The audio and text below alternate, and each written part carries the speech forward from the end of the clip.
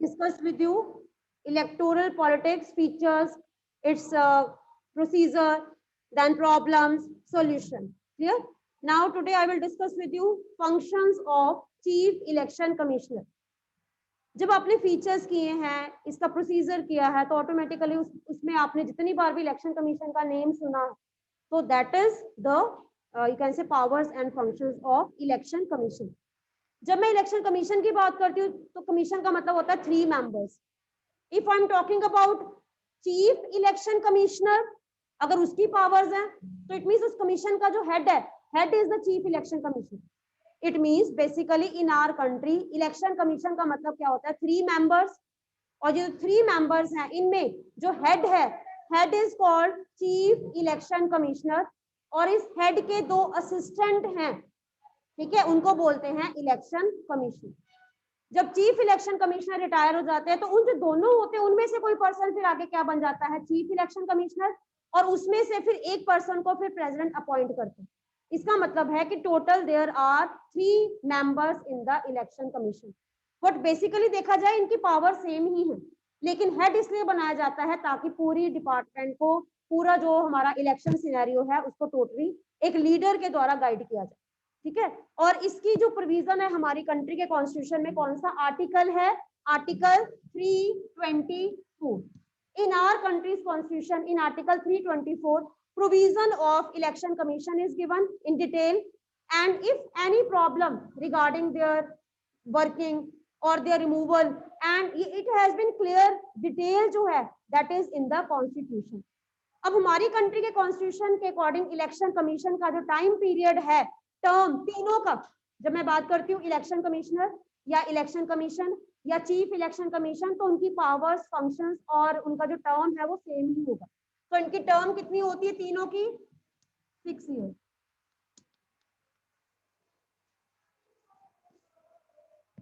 इसके बाद इनका जो रिमूवल है या अपॉइंटमेंट है, अपॉइंटमेंट जो है, appointment is by president with the consentment of prime minister and council of minister. अब जब अपॉइंट होगी, अपॉइंटमेंट होने के बाद हमारी कंट्री का जो इलेक्शन कमीशन है that is independent, independent election commission है ये. एंड इसकी रिमूवल कैसे, रिमूवल कैसे होती है, it can be remove even by the impeachment. Impeachment का मतलब क्या होता है, चीफ इलेक्शन कमीशन अगर कॉन्स्टिट्यूशन के अगेंस्ट कुछ भी करता है, ठीक है, तो उनके अगेंस्ट भी लोकसभा प्रपोजल पास कर सकती है. पर ऐसा कभी हुआ नहीं हमारी कंट्री में कि किसी भी पर्सन को इम्पीचमेंट के द्वारा जो है वो रिमूव किया गया. ठीक है. तो ये हमारी कंट्री के जो है इलेक्शन कमीशन के बारे में कुछ इंफॉर्मेशन थी. आगे हम करते हैं powers and functions in detail. अब पावर्स एंड फंक्शंस की बात करें तो सबसे पहले इनकी पावर्स जो है वो इलेक्शन से रिलेटेड होती हैं. और जैसे ही इलेक्शंस की अनाउंसमेंट की डेट स्टार्ट हो जाती है, इनका काम स्टार्ट हो जाता है.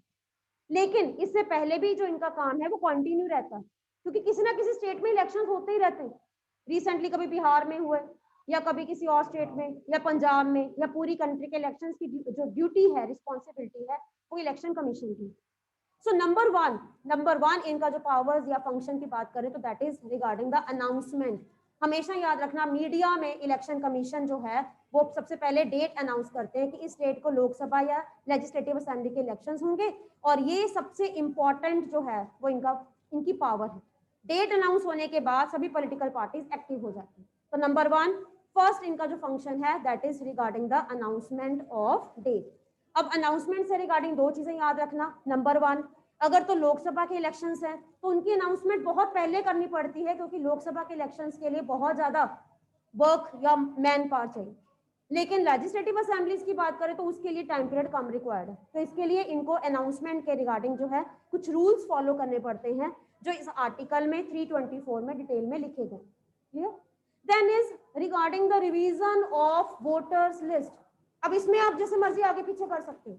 रिवीजन ऑफ वोटर लिस्ट का मतलब क्या होता है, अब अनाउंसमेंट के बाद वोटर्स की लिस्ट को रिवाइज करवाना. रिवाइज का मतलब होता है अपडेट करवाना.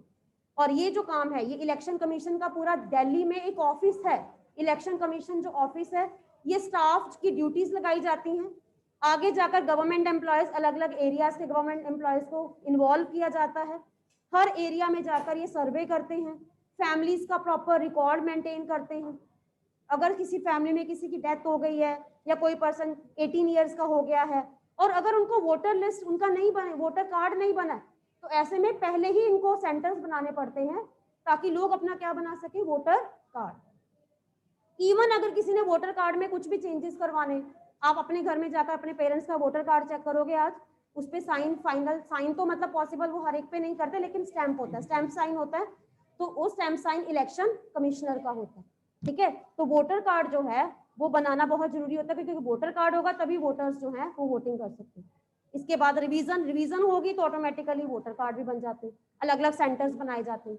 वोटर कार्ड बनाने के बाद फिर उसके बाद नॉमिनेशन, यानी कि नॉमिनेशन का मतलब प्रोसेस क्या है, नेक्स्ट इनका फंक्शन क्या है, nominate powers regarding nomination. Nomination मतलब केयरफुल चेकिंग, ये इलेक्शन कमीशन जो है वो जितने भी लीडर्स हैं, जो भी उन्होंने नॉमिनेशन पेपर्स फाइल किए हैं, उनको प्रॉपर्ली चेक करते हैं कि whether the information is given in the nomination paper is clear, correct and according to detail और नॉट। और अगर कुछ भी ऐसा होता है, तो अगर वेरिफिकेशन के बाद कुछ भी गलत पाया जाता है, तो कई बार उस पर्सन का नॉमिनेशन कैंसिल भी हो जाता है, या पार्टी को फिर पर्सन को चेंज भी करना पड़ता है कि ये जो पर्सन है इसके अगेंस्ट क्रिमिनल रिकॉर्ड पाया गया है, आप पर्सन को चेंज कर सकते हैं। तो इस तरह से पार्टी जो है वो इलेक्शन कमीशन के अकॉर्डिंग फिर जो है वो रूल्स एंड रेगुलेशंस को फॉलो करती है। देन इसी के साथ next code of conduct. Election commission का मेन फंक्शन क्या होता है, to implement code of conduct. Time to time जो भी इलेक्शंस होते हैं, उन इलेक्शंस के रिगार्डिंग जो भी इंफॉर्मेशन होती है, जो इनको टाइम टू टाइम बतानी पड़ती है पॉलिटिकल पार्टीज को, तो that is in the form of code of conduct. और इस कोड ऑफ कंडक्ट को फॉलो करना हर पॉलिटिकल पार्टी या लीडर की रिस्पॉन्सिबिलिटी होती है, और अगर वो ऐसा नहीं करते हैं तो ऑटोमेटिकली उनकी कैंडिडेचर या पार्टी की जो भी जो होती है रिकॉग्निशन, उसको कैंसिल कर दिया जाता है। रिकॉग्निशन के बाद इसी के साथ ही इसका फर्स्ट नेक्स्ट पावर क्या है, election commission gives recognition to the political parties. कोई भी पर्सन अपनी मर्जी से इलेक्शन कंडक्ट नहीं कर सकता, ठीक है, उनको पहले परमिशन लेनी पड़ती है इलेक्शन कमीशन की, चाहे वो इंडिपेंडेंट ही क्यों ना हो। इंडिपेंडेंट कौन होते हैं, जो किसी पार्टी से बिलोंग नहीं करते। कोई भी पर्सन अपनी मर्जी से भी इलेक्शन जो है वो अगर करना चाहता है, तो उसको पहले नॉमिनेशन पेपर फाइल करना पड़ेगा और इलेक्शन कमीशन से सिंबल लेना पड़ता है अपनी पार्टी को। और इसका मतलब ये भी एक फंक्शन है, to allot symbols to the political parties and independent candidates. ठीक है, इलेक्शन कमीशन जो है वो अलग अलग पॉलिटिकल पार्टीज के सिंबल, और वो ये भी देखते हैं कि किसी इंडिपेंडेंट कैंडिडेट के सिंबल सेम ना हो जाए। ठीक है, तो इस तरह से प्रॉपर सिंबल जो है, कोई अपनी मर्जी से सिंबल नहीं रख सकता। ठीक है, ये इलेक्शन कमीशन की परमिशन के साथ ही उनको अपने सिंबल जो है वो उनको अलॉट होते हैं। देन उसके बाद कैंपेनिंग में प्रॉपर ये चेक करते हैं पॉलिटिकल पार्टीज की एक्टिविटीज को। उसके बाद वोटिंग डे, यानी कि इलेक्शन कमीशन का मेन जो फंक्शन है वोटिंग डे, 9 to 5 जो वोटिंग होती है उसको प्रॉपर सुपरवाइज करते हैं। इलेक्शन से रिलेटेड कोई भी प्रॉब्लम्स होती हैं, बूथ कैप्चरिंग है या जो भी है, उनको डील करते हैं। ठीक है, उसके बाद देन ईवीएम्स, प्रॉपर ईवीएम्स की रिकॉर्डिंग जो है उनको रिकॉर्ड करके उनको प्रॉपर जो है वो उनको सील करके उनको सुपरवाइज, उनकी प्रॉपर सिक्योरिटी का अरेंजमेंट करते हैं। देन काउंटिंग अरेंजमेंट करते हैं, काउंटिंग के अरेंजमेंट करते हैं कि काउंटिंग कैसे की जाए। एंड इस तरह से जैसे जैसे आपका प्रोसीजर है वैसे वैसे इलेक्शन कमीशन के फंक्शंस जो है, ठीक है, वो फंक्शन जो है वो उनके पावर्स के अकॉर्डिंग होते हैं। तो ये इलेक्शन कमीशन के फंक्शन। बाई इलेक्शंस, तो ये भी बता सकते हैं कि अगर जनरल इलेक्शंस हो गए और किसी पर्टिकुलर सीट के ऊपर फिर से इलेक्शन करवाने हैं, तो बाई इलेक्शन करवाना भी इलेक्शन कमीशन की रिस्पॉन्सिबिलिटी होती है। अब इलेक्शन कमीशन किन किन की अपॉइंटमेंट करवाते हैं, कौन कौन से इलेक्शंस मेनली करवाए जाते हैं हमारी कंट्री में इलेक्शन कमीशन के द्वारा, president, vice president, prime minister, MPs और एमएलएज। ठीक है, तो ये बेसिकली जो इलेक्शंस कमीशन जो है वो ये इलेक्शंस करवाते हैं हमारी कंट्री। ठीक है, any problem regarding this chief election commissioner? वो स्टेट लेवल पे होती है, स्टेट इलेक्शन कमीशन अलग होता है। हर स्टेट का अपना इलेक्शन कमीशन होता है, that is given guidelines by the independent, जो हमारा कंट्री का इलेक्शन कमीशन। हर स्टेट का अपना इलेक्शन कमीशन है। क्लियर? अगर हमारी कंट्री में लोकल बॉडीज यानी कि अगर एमसी के इलेक्शंस हैं या पंचायतों के इलेक्शंस हैं, तो वो state independent state election commission करवाता है। Any doubt?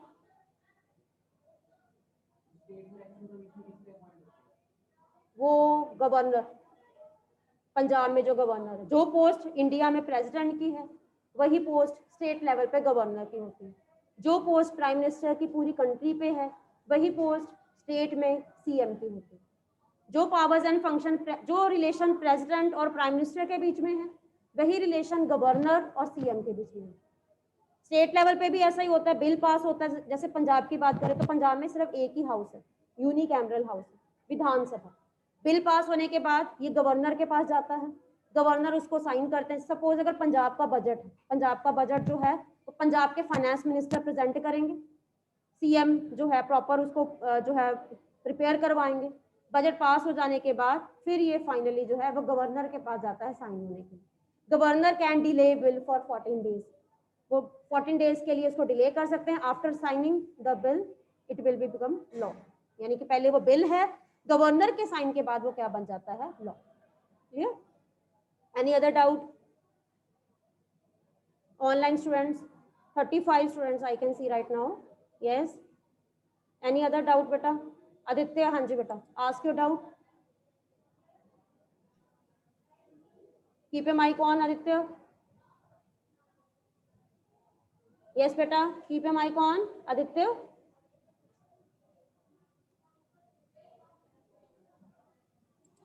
Not able to give the answer.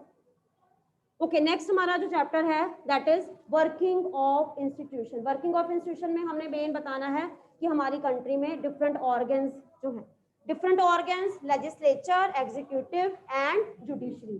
Legislature की बात करें तो लेजिस्लेचर में सबसे पहले आपको पता होना चाहिए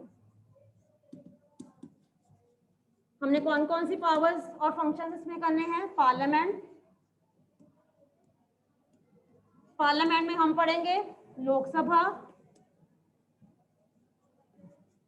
राज्यसभा,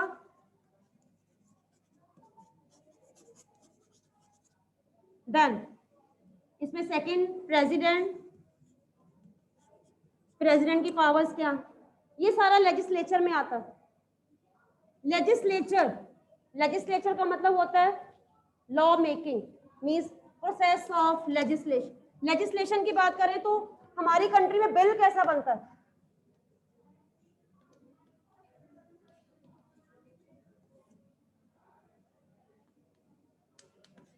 एक बिल को एक लॉ बनने के लिए अलग अलग प्रोसीजर से निकलना पड़ता है, तो इस प्रोसेस को क्या बोलते हैं, लेजिस्लेशन। तो हमारी कंट्री में जो ये बिल के रिगार्डिंग, लॉ के रिगार्डिंग डिसीजन करते हैं उनको क्या बोलते हैं, लेजिस्लेचर। और ये लेजिस्लेचर जो है इसको हमारी कंट्री में क्या नेम दिया गया है, पार्लियामेंट। पार्लियामेंट के 2 हाउसेस हैं, लोकसभा एंड राज्यसभा। लोकसभा जो है that is direct house and Rajya Sabha क्या है, indirect. Why? Because the people of our country, citizens, they can vote for members of parliament in Lok Sabha directly, but राज्य सभा के members को हम लोग नहीं इलेक्ट करते। कौन इलेक्ट करते हैं, MLAs। MLAs कौन, members of legislative assembly of different states, ठीक है, जिनको पंजाब, फॉर एग्जांपल पंजाब के जो MLAs हैं उनके कुछ MLAs राज्यसभा के मेंबर्स के लिए वोटिंग करेंगे। इट मींस ये इनडायरेक्ट है, ठीक है। और क्या है, लोकसभा क्या है, परमानेंट हाउस नहीं है, लेकिन राज्यसभा क्या है, परमानेंट हाउस। लोकसभा की टर्म मिनिमम या मैक्सिमम की बात करें तो मैक्सिमम 5 इयर्स है, लेकिन 5 इयर्स से पहले भी इसको डिसॉल्व किया जा सकता है। लेकिन राज्यसभा की टर्म जो है ये एक फिक्स्ड हाउस है। फिक्स हाउस का मतलब वैसे इसकी टर्म 6 इयर्स है। जो मेंबर एक बार राज्यसभा का मेंबर बन जाता है उसकी टर्म 6 इयर्स होगी। 6 इयर्स के बाद ऑटोमेटिकली उसकी टर्म खत्म हो जाएगी, उसकी जगह पे फिर नए इलेक्शंस करवाए जाते हैं। तो इसका मतलब क्या है, राज्यसभा जो है वो परमानेंट हाउस है, लोकसभा क्या है, टेम्परेरी। लोकसभा को क्या बोलते हैं, लोअर चैम्बर, राज्यसभा को क्या बोलते हैं, अपर चैम्बर। लोकसभा, लोक मीन्स पीपल, ये लोगों को ही रिप्रेजेंटेटिव करता है। राज्यसभा किसको रिप्रेजेंटेशन देता है, स्टेट्स, क्योंकि MLAs इलेक्ट करते हैं इनके members. Clear?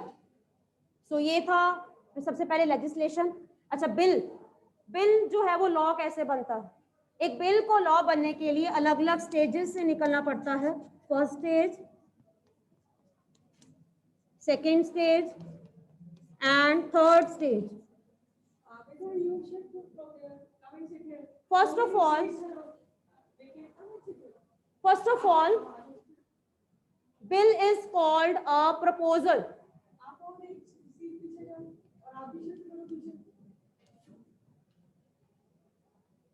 Proposal can be regarding any subject.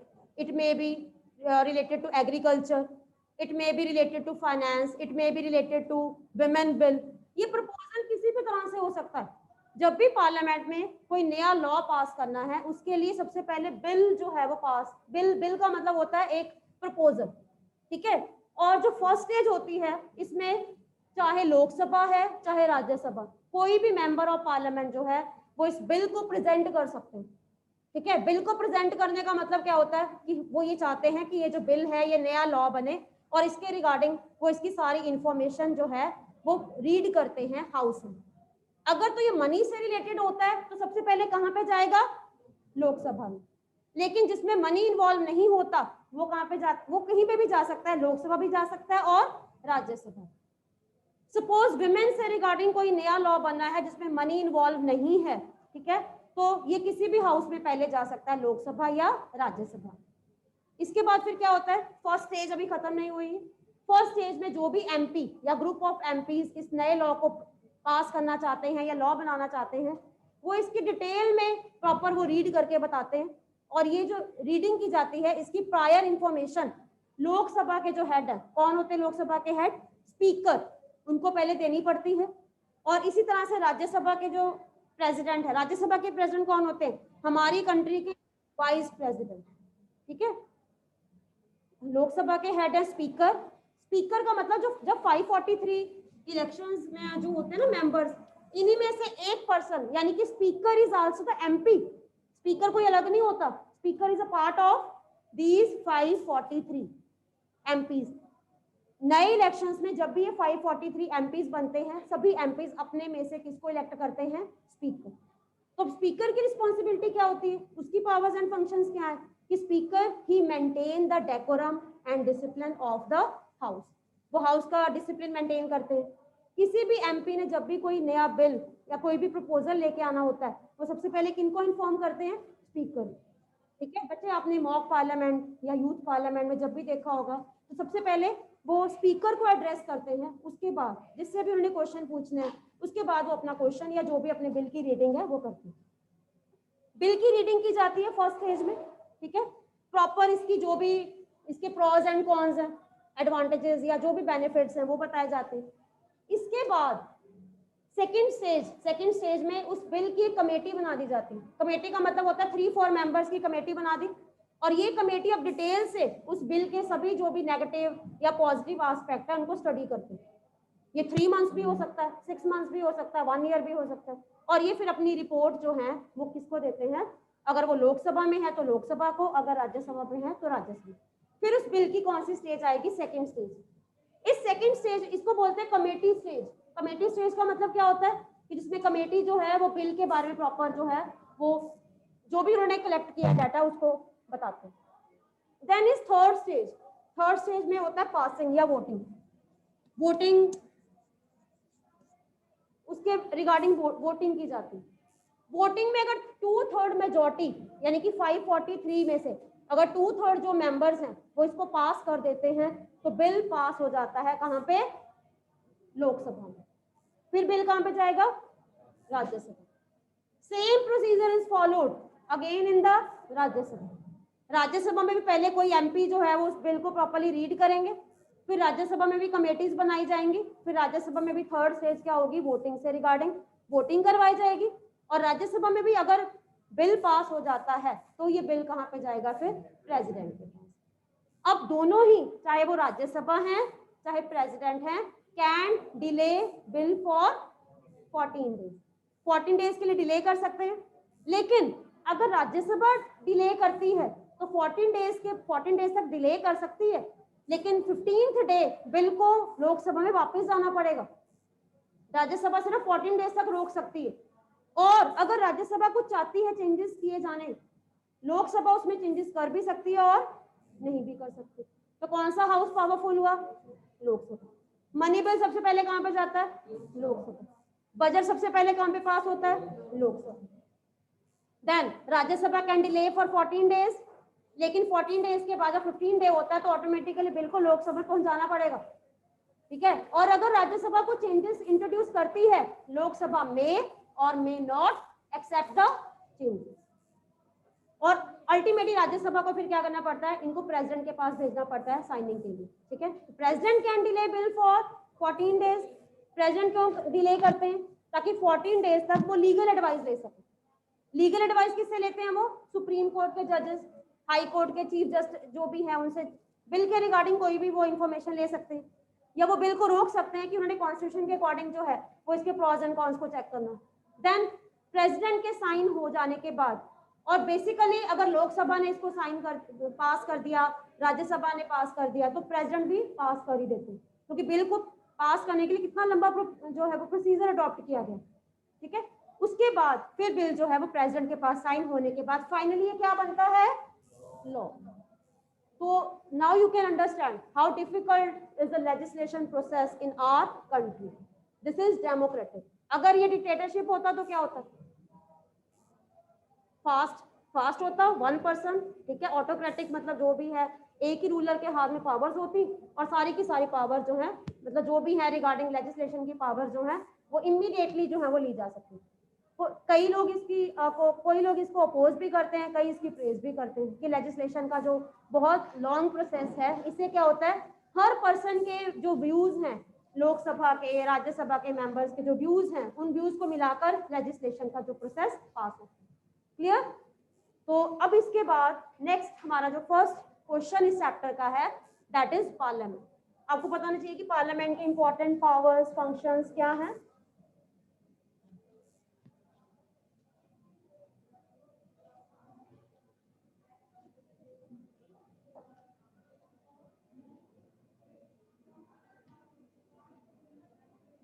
हाँ जी, पार्लियामेंट नाम से पता लगता है लेजिस्लेचर है, तो इसके लेजिस्लेटिव फंक्शन क्या है।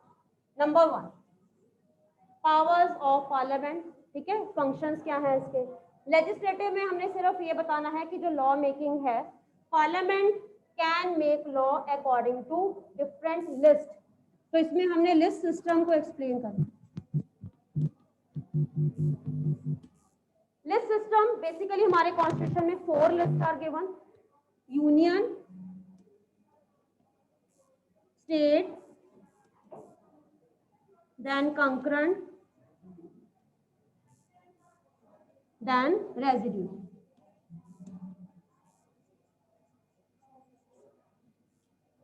अब इन लिस्ट में क्या दिए होते हैं बेटा, सब्जेक्ट्स। यूनियन को सेंटर भी कहते हैं, सब्जेक्ट्स हैं। सब्जेक्ट्स फॉर एग्जांपल कुछ सब्जेक्ट्स मैं लिख रही हूं, लाइक डिफेंस। डिफेंस की जो इंपॉर्टेंस है वो एक पर्टिकुलर स्टेट के लिए, पूरी कंट्री के लिए। कंट्री के लिए जब कोई सब्जेक्ट या कोई पर्टिकुलर जो है वो एरिया पूरी कंट्री के लिए होता है, तो उसके लिए लॉ कौन बनाती है, यूनियन और सेंटर गवर्नमेंट, जो पूरी कंट्री को कंट्रोल करती है, ठीक है। Then banking. बैंकिंग सेक्टर जो है वो किसी पर्टिकुलर स्टेट के लिए या पूरी कंट्री के लिए, पूरी कंट्री के लिए, ठीक है। तो बैंकिंग सेक्टर से जो भी रूल्स हैं, जो भी लॉ, नए लॉ बनाती है, वो कौन बनाएंगे, कौन बनाएंगे, सेंट्रल गवर्नमेंट, ठीक है। और डिफेंस हो गया, रेलवे। रेलवे जो है पूरी कंट्री, यानी कि जो हमारा all Indian railway, Punjab railway सुना कभी आपने, पंजाब रेलवे, नजरन रेलवे नहीं, पंजाब रेलवे सुना, पंजाब रेलवे नहीं। अगर आपको रेलवे में सर्विस करनी है तो आपको ऑल इंडिया एग्जाम देना पड़ेगा, पंजाब का कोई एग्जाम नहीं। तो ये जो है इसके रिगार्डिंग जो रूल्स हैं, रेलवे का जो मतलब जो भी रूल्स एंड रेगुलेशंस है वो कौन बनाती है, सेंटर गवर्नमेंट। तो ये होते हैं subjects. Some subjects are given in union list, some subjects are given in state list, some subjects are given in concurrent। जो स्टेट लिस्ट में है उनमें लॉ बनाने का राइट सिर्फ किसको है, स्टेट गवर्नमेंट। कंकरेंट, कंकरेंट में बोथ स्टेट एंड सेंटर। जैसे अभी मैं लिखती हूँ एजुकेशन,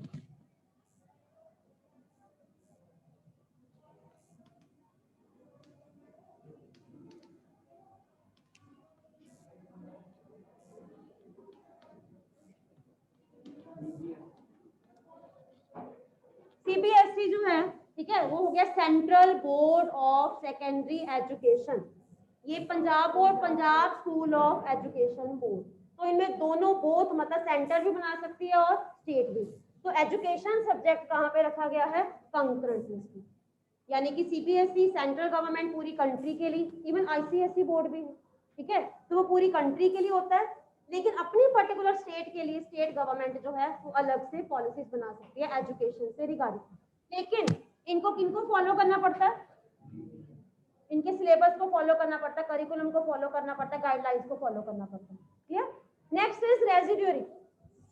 रेजिड्यूरी का मतलब होता है रेजिड्यू, रेजिड्यू जो बच गया, ऐसे सब्जेक्ट्स जो इंडिपेंडेंस के बाद यूनियन या स्टेट या कंकरेंट में मतलब नहीं थे और इंडिपेंडेंस के बाद उनकी इंपॉर्टेंस फील हुई, इनको कहाँ पे रखा गया फिर, residuary. For example IT sector, cyber, informational technology है, साइबर लॉज, जो भी सोशल मीडिया से रिलेटेड जो भी लॉज है,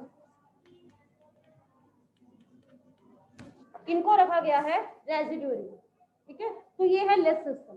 लिस्ट सिस्टम का मतलब क्या होता है कि मेन आपने ये बताना है कि पार्लियामेंट का मेन जो फंक्शन है दैट इज लॉ मेकिंग, लेकिन पार्लियामेंट लॉ मेकिंग सिर्फ उन सब्जेक्ट्स पे कर सकती है जो या तो यूनियन पे है या कंकरेंट में है या रेजिड्यूरी में। स्टेट के लिए स्टेट की अपनी जो विधानसभा है दे कैन मेक लॉज। ठीक है, this is the first function of parliament that is called legislature. Next is executive.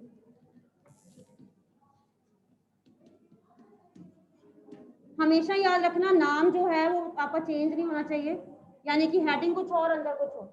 इस एग्जीक्यूटिव मींस पार्लियामेंट की पावर्स किस पे, प्राइम मिनिस्टर के लिए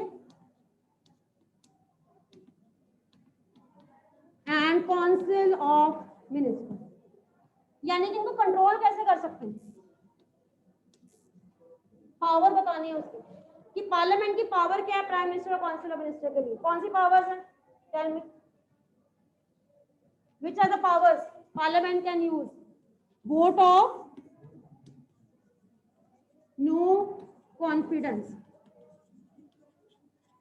and next is question R. Question R का मतलब है कि जब भी पार्लियामेंट का सेशन होता है 1 hour is given for opposition to ask any question from the minister। और ऐसे में अगर ऑपोजिशन जो है जो भी क्वेश्चन पूछती है, अगर मिनिस्टर्स उनको सेटिस्फाई नहीं कर पाते हैं, ठीक है, मिनिस्टर्स को पहले से ही रेडी होना पड़ता है डाटाज वगैरह कि हमारा डिपार्टमेंट जो है हमने ये किया है, एलिगेशंस लगाते हैं ऑपोजिशन उनके ऊपर, तो उनको पहले से तैयार होना पड़ता है क्योंकि उनको पता है कि उनको नेशनल टेलीविजन पे देखा जा रहा है, उनकी लाइव रिकॉर्डिंग होती है। क्लियर? और ऐसे में सपोज अगर मिनिस्टर्स या प्राइम मिनिस्टर ऑपोजिशन को जो है वो नहीं सेटिस्फाई कर पाते हैं, तो कई बार क्या होता है हाउस जो है वो एक प्रपोजल पास करता है जिसको बोलते हैं नो कॉन्फिडेंस। नो कॉन्फिडेंस का मतलब क्या होता है कि now prime minister and council of minister are not able to make proper laws according to constitution. तो ऐसे में क्या होता है, फिर वोटिंग होती है, वोटिंग में 2/3 मेजोरिटी से अगर बिल पास हो जाता है, वोटिंग हो जाती है, तो कई बार प्राइम मिनिस्टर और काउंसिल ऑफ मिनिस्टर को रिजाइन करना पड़ता है, और अगर वही रिजाइन कर देंगे तो गवर्नमेंट टूट जाती, और ऐसे में फिर लोकसभा भी डिसॉल्व हो जाएगी, और कंट्री में फिर कई बार क्या होता है मिड टर्म इलेक्शंस होते हैं। लेकिन ये तब होता था जब लोकसभा में किसी एक पार्टी की मेजोरिटी नहीं होती, हाँ, जब कोलिजन गवर्नमेंट होती। लेकिन जब से एक पार्टी, सपोज एक ही पार्टी की मेजोरिटी है, तो वो अपनी पार्टी के अगेंस्ट तो जाएंगे ना, वो वोट ऑफ नो कॉन्फिडेंस करेंगे। तो ऐसा तब होता है जब कोलिजन गवर्नमेंट होती है। लेकिन अगर एक ही पार्टी की मेजोरिटी है कंट्री में, तो ऑटोमेटिकली पार्टी अपने अगेंस्ट तो वोट करेगी भी नहीं, और ऑपोजिशन की जो नंबर ऑफ ऑपोजिशन है वो इतना कम होगा, जो वोट ऑफ नो कॉन्फिडेंस पास होगा ही नहीं। तो ये बेसिकली तब होता है जब कंट्री में मल्टी पार्टी में कोलिजन गवर्नमेंट जो है वो बनती है, मेजोरिटी गवर्नमेंट नहीं होती। लेकिन जब कंट्री में एक ही पार्टी बहुत ज्यादा मेजोरिटी में हो, तो वोट ऑफ नो कॉन्फिडेंस बहुत कम पास होता है। क्लियर? तो ये हमने मेन बताना है कि एग्जीक्यूटिव जो पावर्स है पार्लियामेंट की, that is vote of no confidence and question. तो This is the weapon through which Parliament controls on Prime Minister and Council of Ministers. देखा जाए तो prime minister and council of minister वो भी parliament का part ही है, क्योंकि वो भी तो एमपी है ना, लेकिन वो पार्लियामेंट में वो एग्जेक्टिव क्यों है? क्योंकि प्राइम मिनिस्टर और council of minister independent department के हेड है और अपने डिपार्टमेंट के लिए, सपोज रेलवे मिनिस्टर है, फाइनेंस मिनिस्टर है, एग्रीकल्चर मिनिस्टर है, उनको अपने डिपार्टमेंट का जो भी प्रोसीजर होता है, जो भी वर्किंग है, they are answerable to the people, they are answerable to the other members, उनको वो सारा एक्सप्लेन करना पड़ता है। क्लियर? ठीक है बच्चा? हाँ जी। Raghav, any doubt beta? Yes yes Raghav, any doubt? Keep your mic ma'am on. Stage 2 एक बार रिपीट कर दो बिल का। Stage 2 is called committee stage. Committee stage का मतलब होता है जिसमें बिल को अलग अलग कमेटीज को दिया जाता है, 2 और 3 मेंबर्स की कमेटीज बनाई जाती हैं, वो इस बिल पे प्रॉपर जो है वो रिसर्च करते हैं। सपोज उसके सारे प्रॉज एंड कॉन्स होते हैं कि अगर इस बिल को एक्ट बनाया जाएगा तो इसका कंट्री के अलग अलग सेक्शंस के ऊपर क्या इसका इम्पैक्ट पड़ेगा। तो अल्टीमेटली वो कमेटी स्टेज सेकंड स्टेज होती है जिसमें बिल को थॉरो जो है उसको स्टडी किया जाता है, उसके एस्पेक्ट्स को स्टडी किया जाता है कि कंट्री में अलग अलग लोगों के ऊपर उसका क्या एस्पेक्ट, जो उसका क्या इम्पैक्ट पड़ेगा। That is called second stage of the bill. It is clear? Yes ma'am. और मैम अगर बिल सीधा ही राज्यसभा में भेजे, यस, अगर ये लोकसभा में ना जाए पहले? there are 2 types I have told you, money bill and ordinary bill. Money bill always go to Lok Sabha, but ordinary bill जिसमें मनी इन्वॉल्व नहीं होता, ऑर्डिनरी बिल वो राज्यसभा में भी जा सकता है, लोकसभा में भी जा सकता है। अगर बिल राज्यसभा में पहले जाता है तो राज्यसभा में पास होने के बाद लोकसभा में, और लोकसभा में पास हो जाने के बाद फिर bill goes to president for final signature. It is clear? Lok Sabha can also delay bill, Lok Sabha भी बिल डिले कर। Yes ma'am. Clear? Any doubt? Ma'am हाँ जी बोलिए बेटा। मैम रेजिड्यूरी लिस्ट किसके अंदर आती है?